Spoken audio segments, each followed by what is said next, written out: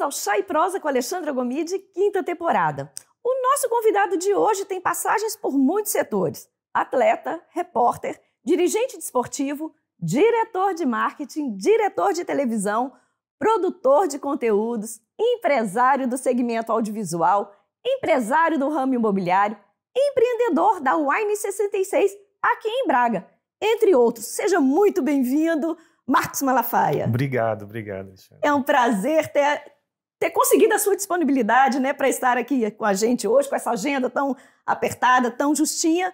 Mas eu vou começar, para que as pessoas possam te conhecer melhor, fazendo a pergunta clássica que eu faço para todos os convidados. Há quanto tempo você está aqui em Braga e o que te trouxe para cá?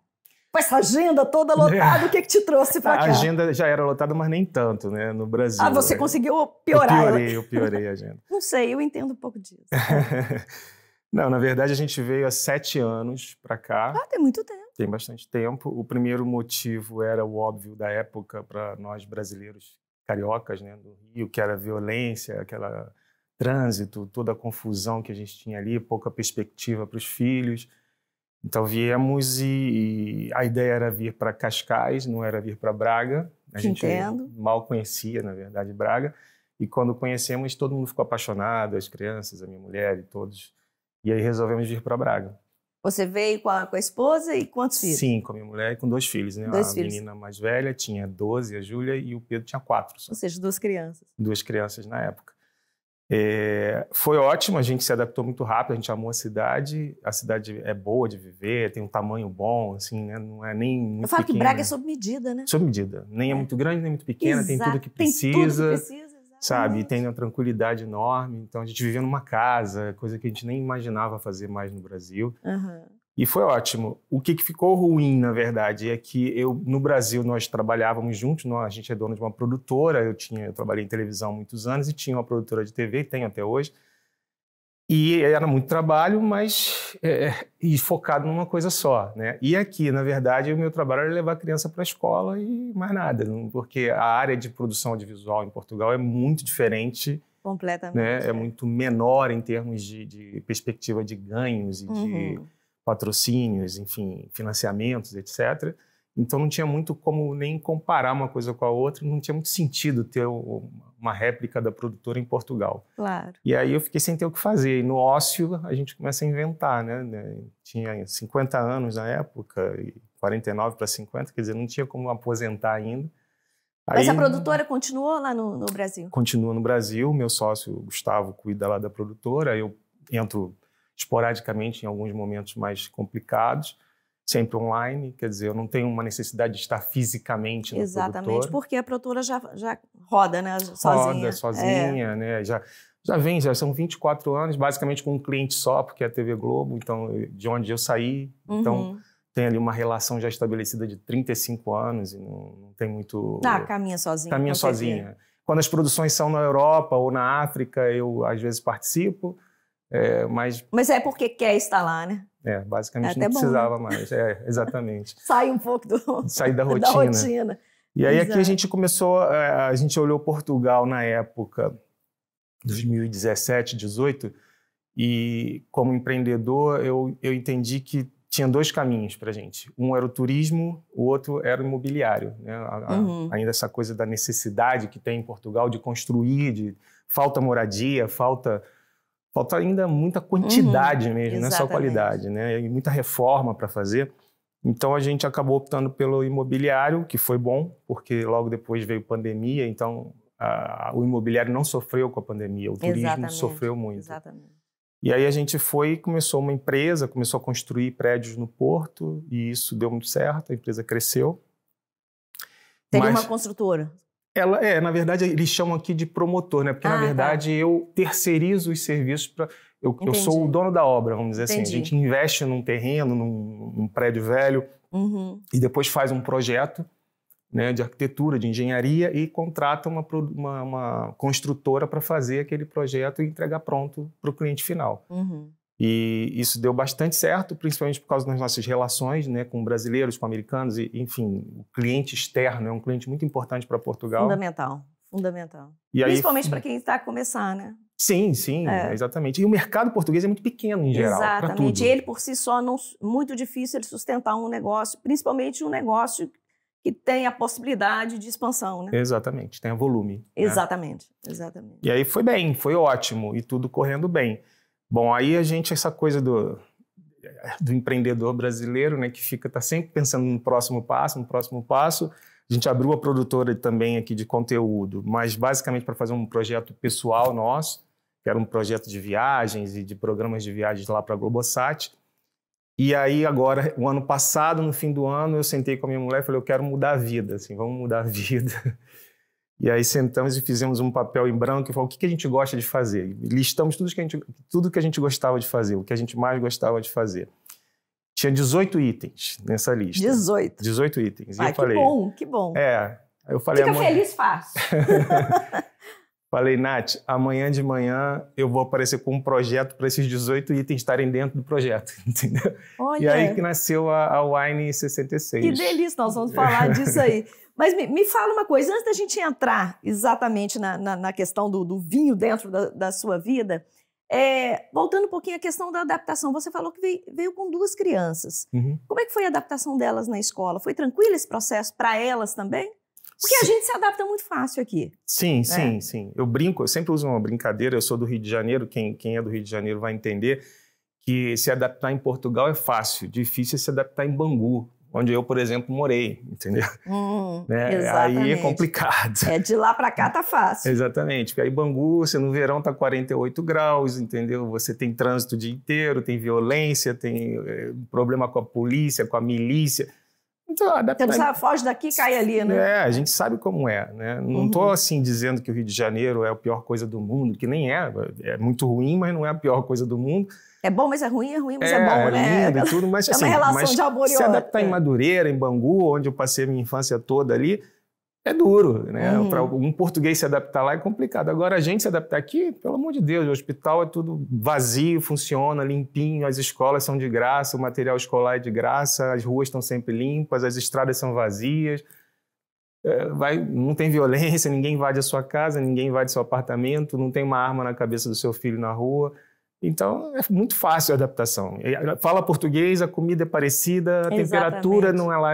Frio não é tão frio assim, é menos frio que São Paulo às vezes. Exatamente. Entendeu? Não, e se você estiver bem aquecido, a casa estiver aquecida adequadamente, a gente nem percebe. Nem percebe. Aliás, eu costumo dizer que eu sofro mais no verão aqui do que no inverno. Pois é, eu também. Agora, o verão, para mim, por exemplo, esse período que a gente está passando agora, para mim é muito mais sofrido do que o inverno. Sim. E o inverno naqueles dias mais... Que não é também o inverno todo, que é muito frio. Não, tem dia de Nós chuva temos alguns um pouco. picos, mas não é uma adaptação difícil. Para as crianças, também não foi. A mais velha, a Júlia, é muito fácil se adaptar, então a escola foi tranquila. Ela entrou com 12, ela entrou no 6º ano, né? Então, mas foi muito tranquilo para ela, uma escola privada também. O menor não, teve muita dificuldade.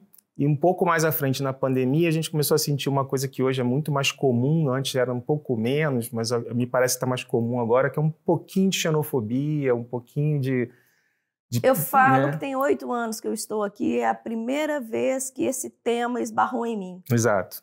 Exato. Eu realmente... Mas eu acho que é muito pelo contexto da imigração, que não só Portugal, né, na verdade, está o mundo inteiro passando por esses fluxos, e um fluxo muito intenso. E o fluxo, quando é intenso, ele passou da dose, vai incomodar. E quando vai incomodar, resbala em todo mundo que está envolvido naquele processo. Mas eu percebi isso também, pela primeira vez em 8 anos, esse assunto chegou até mim diretamente. O nosso chegou antes com o Pedro, com meu filho na escola. A professora realmente passou um pouco do limite, né? Não só com ele, mas com todos os brasileiros que estavam na turma, e eram muitos. Essa é a grande questão também, né? Hoje eu estive fazendo uma palestra em São Paulo no outro dia com um dirigente português, e ele estava falando que já são mais de 1 milhão de brasileiros em Portugal, isso é mais de 10% da população. Sim, é muita coisa. É muita coisa. Aqui em Braga são 30%, se eu não me engano. Exatamente. 25% da população, um quarto da população. É muita coisa. Você passa na rua, parece que está no Copacabana, sei lá, entendeu? É impressionante, né? Exato. Então, eu acho que essa xenofobia, ela começou e hoje ela está aí relativamente forte, quer dizer, você escuta muitos assuntos, eu já escutei muita coisinha, muito indireta, assim, um pouco desagradável, e aí o Pedro a gente migrou para uma escola alternativa, que é sensacional, é aqui perto de Braga, e aí está completamente adaptado. O Pedro, ele agora tem 10 anos, ele fala brasileiro, como eles dizem, né? Fala brasileiro em casa, fala português na rua, fala inglês na escola, e aí ele se vira bem. Que delícia. Ainda fala aquela linguagem de YouTube também quando está jogando lá, que é do interior de São Paulo. Criança é uma maravilha, né? Espetáculo. Criança é muito bom. Me diga uma coisa, mas então como é que surgiu a ideia do Wine 66? Porque, na verdade, é uma casa de vinhos, com um conceito completamente diferente do convencional. Sim. Você falou que tentou juntar os 18 itens, né, do que faz você feliz, no caso você, sua esposa, né, sua família, nesse conceito. Como é que é isso? Explica isso pra gente. Então, eu vou dizer alguns, não lembro os 18, mas alguns mais importantes, né? Então, a gente toma uma garrafa de vinho todos os dias, acho que há 20 anos, pelo menos, entendeu? Ou seja, o vinho não começou aqui em Portugal, ele já acontecia no Brasil. Já sempre aconteceu com a gente. E sempre foi, assim, irmãmente dividido, nós dois ali, todos meia os garrafa dias, para cada um. Meia garrafa para cada um, o médico disse que tá bom assim, então tá tudo certo. E a gente ama viajar, a gente passou, desde que a gente se conhece há 22 anos, eu sempre fui da estrada, a vida inteira na estrada, né? O meu projeto de saída da televisão foi um projeto de estrada, de 2 anos viajando pelo mundo, e nós já fizemos, inclusive, uma viagem de 1 ano com as crianças de motorhome, ou seja, numa autocaravana, moramos 1 ano numa autocaravana, quer dizer, a gente é da estrada. Uhum. A Rota 66 nós fizemos 4 vezes, né? Ida e volta, ida e volta. Que delícia. Então, eu fui juntando tudo isso. A gente gosta de receber amigos, a gente gosta de conversa, né? A gente gosta de comer bem, de uns tapas, de umas coisas assim. E aí, quando eu falei tudo isso junto, ela é design de interior, ela gosta muito de arte, de decoração. Tá explicando a beleza, o lugar Exatamente. É muito lindo. A gente tinha comprado apartamento em cima dessa loja e o dono da loja, o seu Antônio, ele tinha... A loja é sensacional, você já então você mora em cima da loja? Eu moro em cima da loja. Que delícia, mas ficou prático demais. Então, era um dos 18 itens. Não tem trânsito. Era um dos 18 itens, não quero andar para um lugar longe para trabalhar. Sensacional, então, sensacional. E aí quando a gente olhou a loja, não sei se você esteve lá, né? A loja tem uns que eles chamam de frescos, aqui a gente chama de afrescos no Brasil, de 1840, são pinturas recuperadas.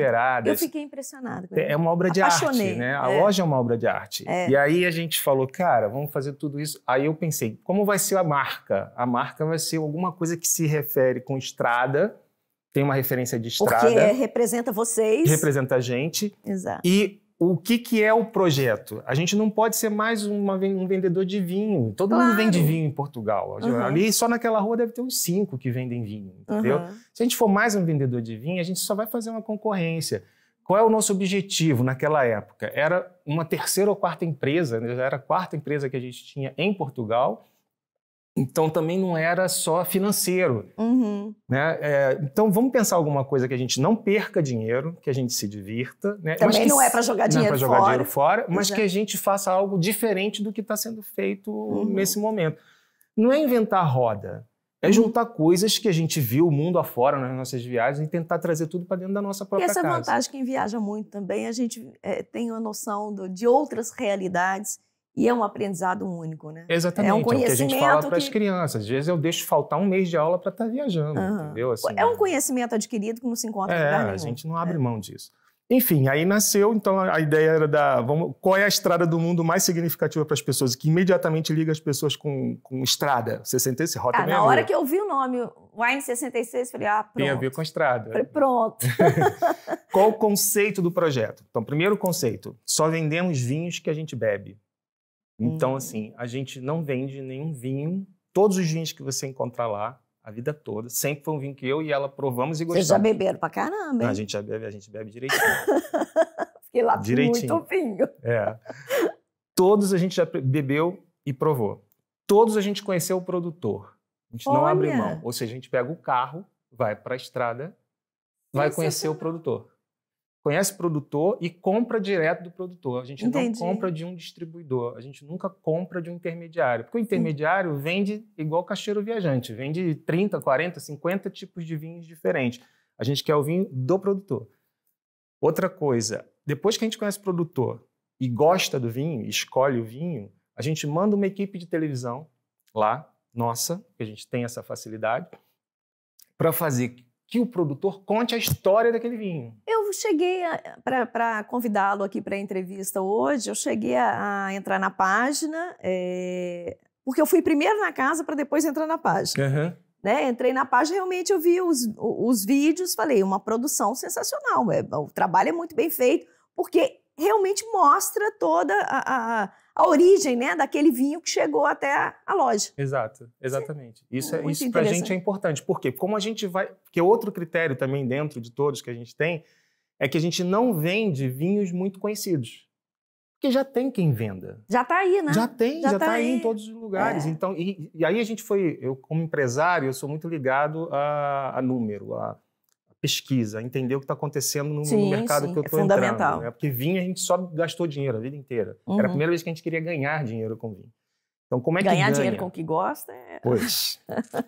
Então, vamos ver. Aí foi analisar mercado e a gente viu números, sim, que são muito impressionantes. Por exemplo, Portugal, só em Portugal, são mais de 100 mil rótulos de vinho. 100 mil. E menos de 3 mil chegam às prateleiras. Ou seja, mais de 97 mil rótulos de vinho ficam lá na região.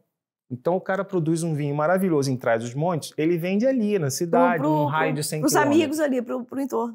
Ou exporta diretamente. Tá. Japão, China, Bélgica, Holanda, Alemanha. Ou seja, ele nem é comercializado aqui dentro. Em Portugal. Né? Por quê? Porque tem poucas distribuidoras e as distribuidoras concentram a distribuição nos vinhos mais famosos, que têm mais volume de produção e que têm melhor rentabilidade. Então, essa produção de mais de 97% que fica sobrando, ela tem muita qualidade dentro dela. Tem muitas pérolas ali dentro. Então, o nosso trabalho é sair de carro para descobrir essas pérolas e trazer para a loja. Que servicinho difícil, gente. Não é? Você não está precisando de ninguém para trabalhar lá, não? Essa é uma pergunta que eu escuto bastante. Adorei isso. E a partir dali, a gente compra esse vinho, traz para a loja. Na loja, a gente também quis implementar algumas coisas diferentes. Por exemplo, a gente não quer ser restaurante, porque também a gente é muito trabalhoso e a gente não vai ser o melhor restaurante. Porque não é o foco, não é... Não é a nossa, né? Então, claro, tem que ter coisas para comer, porque vai beber vinho e tem que ter lá os tapas, os presuntos, os queijos. Então, a gente procura o queijo que a gente gosta, o presunto. Eu comi uma tábua lá maravilhosa. Pois é, as coisas são boas, as coisas são... A gente mesmo é muito... Eu sou o maior cliente da loja, né? Assim, compro meu vinho lá, como lá, assim. Enfim. E a gente teve alguns outros conceitos. Por exemplo, a gente se irrita bastante em Portugal com duas coisas. A primeira já está resolvida com o que eu acabei de falar, que é a gente chega nos restaurantes e a carta é sempre igual. Sempre igual. Os vinhos são sempre os mesmos, de norte a sul, de leste a oeste. Então, a gente sente falta de variedade.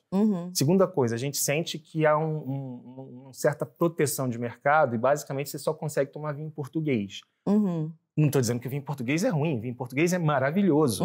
Mas a gente também gosta do francês, do italiano, do espanhol, do suíço, enfim, do argentino, do chileno.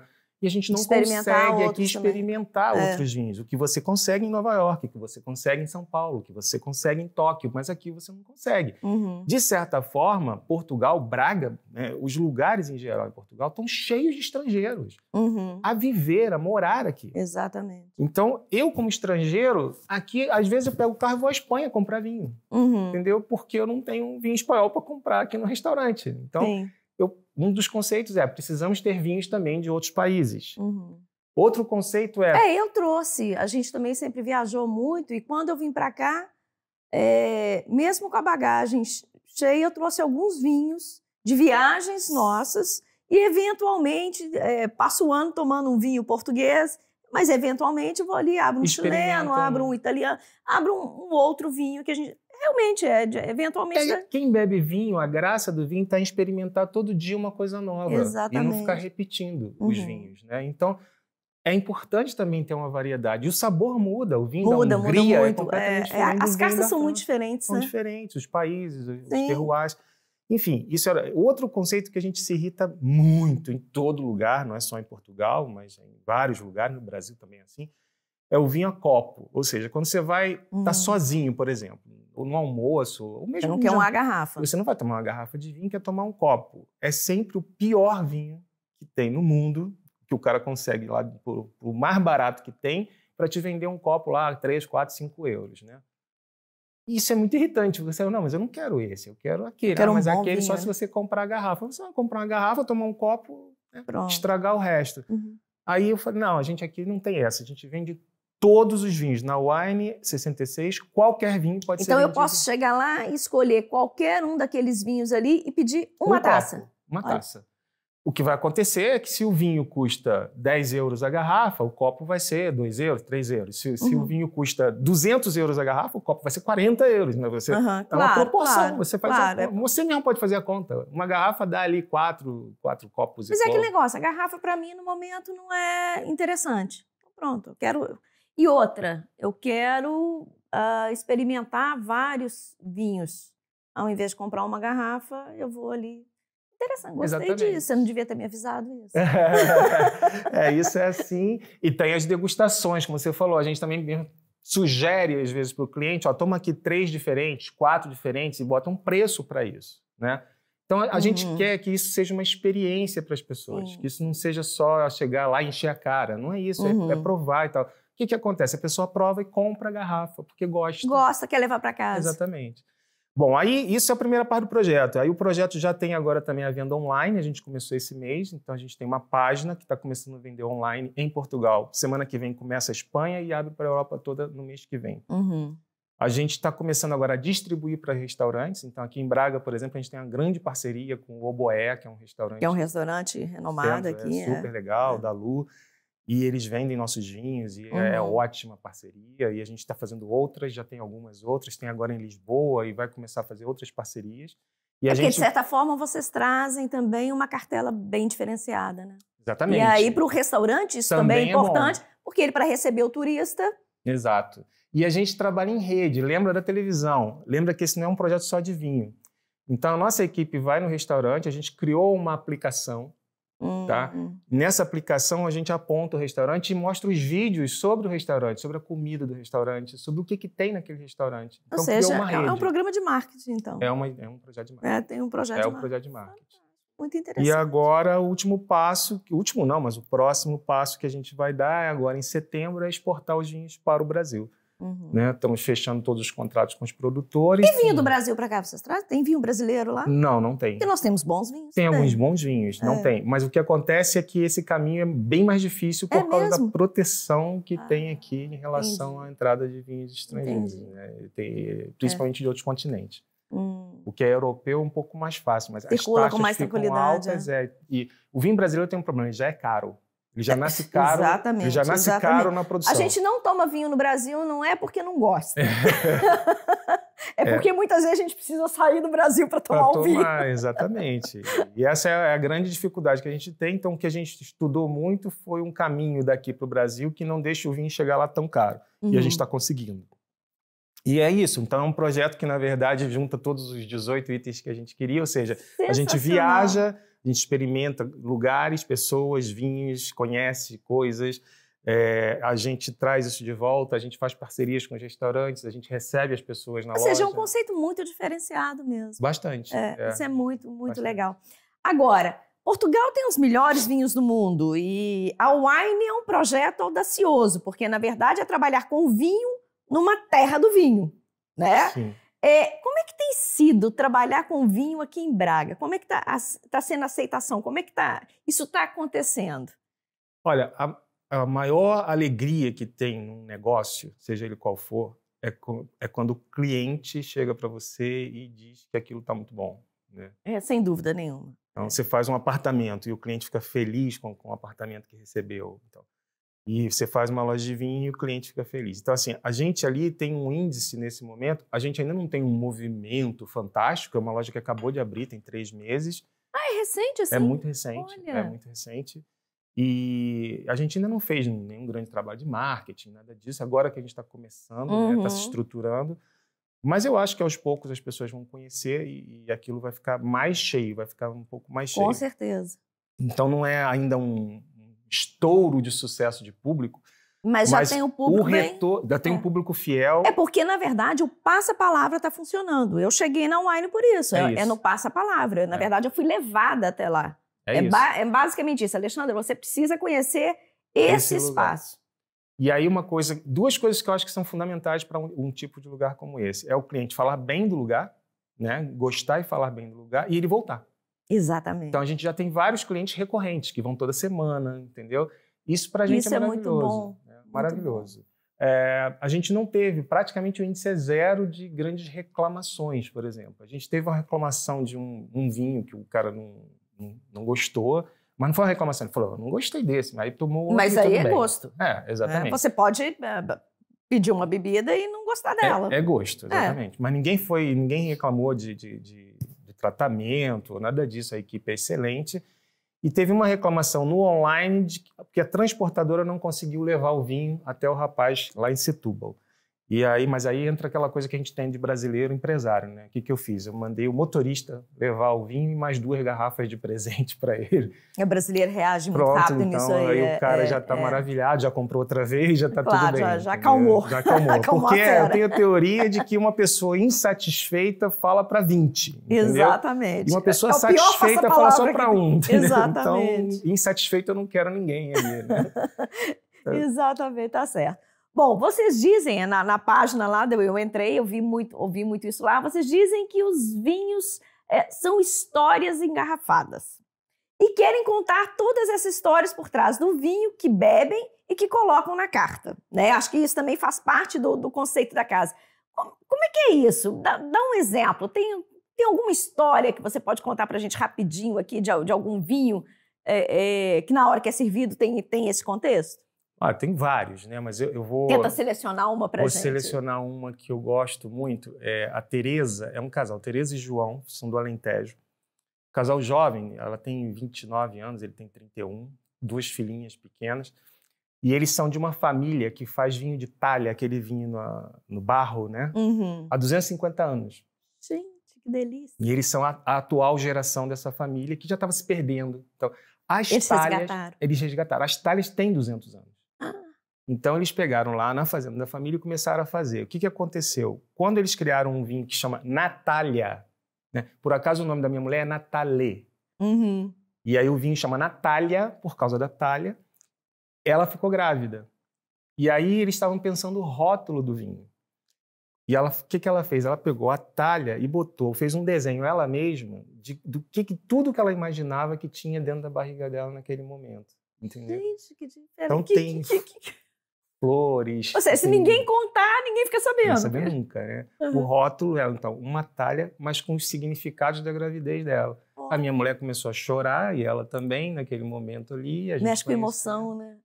E aí a gente provou, o vinho era maravilhoso. E aí a gente vai, o que a gente pede? A gente pede que a equipe vá lá e mostre essa história para as pessoas que vão beber o vinho também. Claro, porque senão a pessoa bebe o vinho, olha o rótulo, bonitinho, só isso. Mas não entende o que está por trás daquilo ali. 250 anos de história. Sensacional. Há 250 anos o vinho é feito do mesmo jeito, natural, não tem um herbicida. Mas como é que vocês chegaram até ela? Porque vocês ficaram sabendo essa história depois que vocês já conheceram. Sim, lembra que eu te falei que a gente é empresário. Uhum. Então, antes de começar a viajar, a gente contactou 3 ou 4 consultores. O principal deles é o Lalas, Alexandre Lalas, é um jornalista brasileiro especializado em vinho, um grande amigo nosso. E eu fui conversando com essas pessoas que entendem muito dos projetos de vinho e falei, onde tem isso? Onde tem um vinho biológico bom na França? Lá no Guimel, ele é sensacional. Que sensacional. Então já tem todo um preparo antes, né? Ou em alguns casos, um caso de um espanhol aqui da Galícia, que foi eu e a Natália, a gente numa viagem normal, de passeio, a gente tomou um vinho, achou maravilhoso, e aí eu pedi a produção para achar o produtor. Achou o produtor e eu fui lá, entendeu? Então, assim, a gente garimpa antes, trabalha antes. Claro. E depois vai atrás para saber mais a história. Aprofundar E sempre tem, né? Sempre tem, isso que eu ia te falar. Eu te contei uma, mas são 200. Sempre tem uma história espetacular.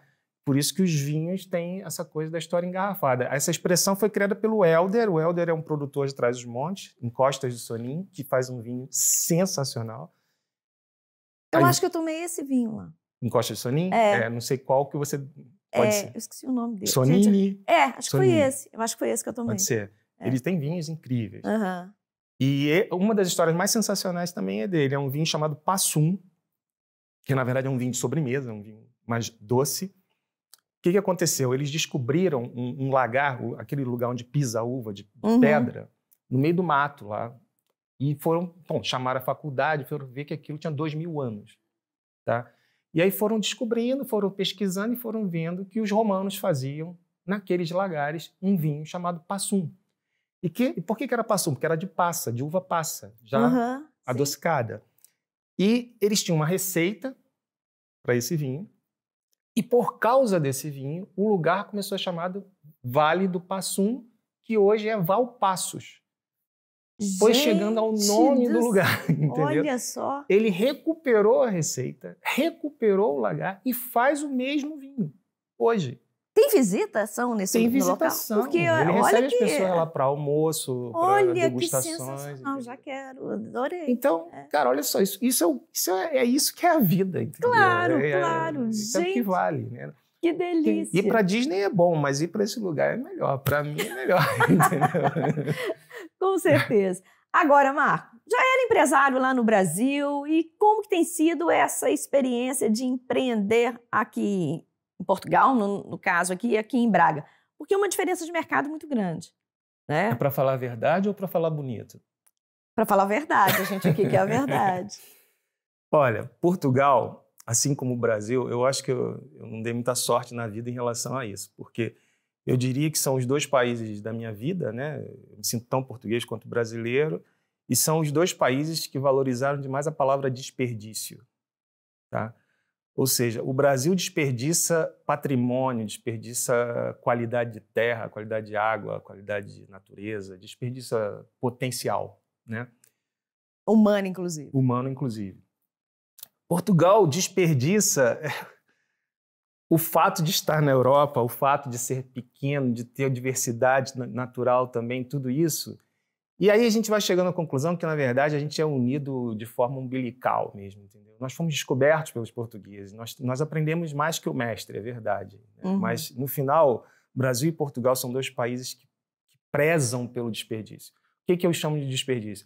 O potencial que tem não é muito alcançado. Maior, exatamente. Não é alcançado. A gente tem essa percepção realmente. Né? Como empresário aqui, eu me sinto um cara desprezado pelo Estado, desprezado pelo sistema, desprezado pelo sistema bancário, desprezado completamente. Como cliente, eu me sinto lesado o tempo inteiro, entendeu? Você vai comprar uma coisa e o cara não está nem aí para você. Você vai sentar num restaurante, o cara manda você embora porque ele vai fechar. Você liga para um hotel nas férias, o hotel está fechado para férias. Né? Assim, a gente lida com umas situações assim. Você contrata uma pessoa e não pode mandar embora, parece que você está em Cuba. Entendeu? Então, é um Estado que precisa ir para o divã, porque ele não sabe se ele quer ser primeiro mundo capitalista ou se ele quer ser o terceiro mundo socialista. Ele não entende direito. Então, o empregado não pode ser mandado embora. Então, um empresário, como é que você vai contratar pessoas que você não pode mandar embora? Você não tem o direito de gerir a sua própria empresa. É uma relação complicada. É o Estado que contrate, então, que pague o salário. Então, assim, hoje, como empresário em Portugal, eu diria que eu faço 10% do que eu poderia fazer. Né? E tenho muita dúvida se vou continuar fazendo os 10%. Porque eu não me sinto prestigiado como alguém que investe em Portugal. E lamento dizer que muitos amigos empresários americanos e de outros países investem em outros países, não investem aqui. Então, acho que Portugal poderia ser muito mais do que é. Porque teve, inclusive, essa sede muito grande, né? Esse olhar direcionado para Portugal e muitos empreendedores, não só brasileiros, mas falando aqui dos brasileiros, olharam para Portugal como quero investir ali. Sim. Hoje a gente já percebe que isso recuou muito. Recuou e não acho que vai avançar. Não acho que vai avançar. A gente tem percebido. Você tem as leis são leis que são sempre não estão focadas no cliente. Portugal não tem foco no cliente. Não é o cliente quem manda em Portugal. Não é. Definitivamente. E é o que eu falei, é antagônico, é paradoxal, porque ao mesmo tempo que é muito legal que os funcionários tenham todos os benefícios. Eu sou, nesse momento, eu sou de esquerda, quando eu falo do trabalhador e tal, eu acho que tem que ter tudo que é merecido, né? Por outro lado, tem o lado empresarial da história, que é como que eu vou gerenciar Vou te dar um exemplo mais fácil de entender. Você vai a um restaurante em Portugal, quase invariavelmente, o que você vai ver? Pai, mãe, filho trabalhando. É um estabelecimento familiar. Por quê? Porque não tem condições de botar ali 2 ou 3 empregados e abrir uma segunda loja, porque a loja não sustenta financeiramente com esse modelo. Esse modelo não sustenta o negócio, entendeu? Para o Wine existir, 66, eu tenho que fazer um projeto com 4, 5 frentes para sustentar aquilo. Senão tem que ir eu e a minha segura mulher. A outra. Uma vai segurando a outra. Senão tem que ficar eu e minha mulher ali com a barriga no balcão. Senão não tem como pagar 3, 4 empregados ali. Exatamente. Por todas essas questões. Isso é real. O que isso faz? Faz com que essa estrutura de empresários familiares fique sempre do mesmo tamanho. Você não consegue crescer, né? A estrutura americana é completamente diferente. Ela não só cresce, como invade os outros países. São os McDonald's da vida, entendeu? Que vão invadir os outros países. E aí os outros países ficam, mas estão me invadindo. Mas claro, você não está conseguindo entender que o mercado capitalista no qual você está inserido, porque pega dinheiro no fundo europeu, quando precisa, entendeu? Porque usa o sistema bancário internacional, então está inserido no mundo capitalista. Se está inserido no mundo capitalista, se não é Cuba, entendeu? Você precisa entender que o mundo capitalista tem regras. E essa é uma delas. A regra da meritocracia, né? Do quanto você pode expandir seu negócio. Não tem como expandir negócio em Portugal. A burocracia em Portugal, ela é surreal. A gente achava que o Brasil era burocrático. Esquece. Essa nós não aprendemos com Portugal. É pior em Portugal. É impressionante a burocracia. Isso aí é muito complicado. A quantidade de papel, a quantidade de carimbo. Carimbo é uma coisa do século, sei lá, de 2 séculos atrás, entendeu? Eu tenho uma cena muito engraçada que eu estava no outro dia num negócio, num banco, e o negócio era um negócio grande, de muito volume financeiro, e emperrou em algum momento porque eu não tinha o carimbo da minha empresa. Eu não vou andar com carimbo no bolso. Eu falei, não, vocês estão de sacanagem, me desculpa, mas vocês estão brincando. Esse negócio desse tamanho não vai sair porque não tem um carimbo, é isso mesmo? Carimbo é aquele negócio que faz assim? Mas o que você precisa nesse carimbo? Precisa dizer isso? Eu falei, não, tudo bem, eu tenho. Você só me dá um tempinho que eu vou em casa. Tá bom. Saí, fui na Staples, ali na papelaria, mandei fazer o carimbo, voltei em meia hora e carimbei e acabou. Isso não é razoável. Perde o time, né? Isso não é razoável. Isso não é razoável. Mas a gente acaba passando por umas situações assim. Bom, Marcos, seria delicioso. Aliás, essa conversa aqui poderia render, né? E muito. Sim, sempre. Mas, infelizmente, nós temos o nosso tempo aqui do programa. Vou pedir para você fechar com uma mensagem para quem está nos acompanhar e tem, né, esse viés empreendedor e pensa, ou já empreende, ou pensa em empreender aqui em Portugal. Olha, eu acho que é assim, apesar de tudo que eu falei da parte negativa do negócio, né, da burocracia, dessa coisa da falta do foco em cliente, ao mesmo tempo isso tudo é oportunidade. Tá? Porque um lugar onde você tem dinheiro circulando, né, e você tem potencial de negócios, quem olhar isso primeiro vai sair na frente. Exatamente. Vai sair na frente. Então, você tem que se adaptar um pouquinho. Quem chegar primeiro, beber água limpa, né? Exatamente. Se adaptar um pouquinho à lentidão dos negócios. Né? É outro ritmo. É outro ritmo, como é que isso funciona. Mas quando você consegue entender isso tudo, essas variáveis, botar tudo na panela e misturar, você faz grandes oportunidades aqui. Eu acho que eu, por exemplo, tenho conseguido fazer coisas interessantes para a gente aqui. Então, eu acho que é uma terra muito interessante para viver. São pessoas amigáveis, apesar também de um pouco de xenofobia e tal. São pessoas muito amigáveis. É muito agradável viver em Portugal. E repito, terra arrasada, assim, em termos de negócio, é muito interessante para quem está a fim de dar um passo à frente. Agora, estuda, trabalha duro, pensa antes. Não se aventura. Não se aventura, faz um projeto. Aliás, para tudo, né? Quando acordar de manhã, faz o projeto do dia, porque senão o fim do dia não vai ser legal. Exatamente. Marcos, muito obrigada. Foi uma delícia recebê-lo aqui e conhecer um pouco mais da sua história. Obrigada. Valeu. Continue a nos acompanhar. O Chá e Prosa com Alexandra Gomide é um programa quinzenal, exibido às 17 horas de Portugal, aqui na DMTV, e às 17 horas do Brasil, no YouTube Olhar Brasileiro em Portugal. Até o próximo programa.